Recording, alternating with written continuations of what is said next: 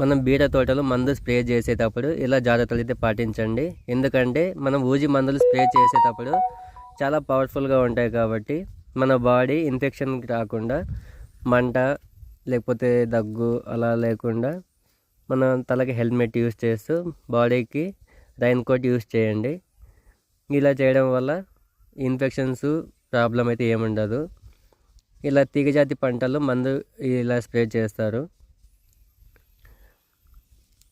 ముఖ్యంగా ఊజి మందులు స్ప్రే చేసేటప్పుడు ఆయాసం ఉన్న వాళ్ళైతే మందు స్ప్రే చేయడానికి కొంచెం దూరంగా ఉండండి. ఎవరి హెల్ప్ అయినా తీసుకోండి.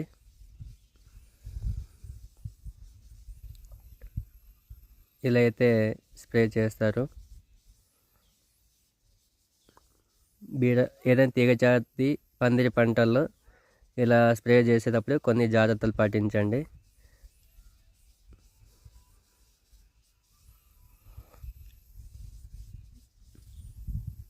Okay, thank you friends.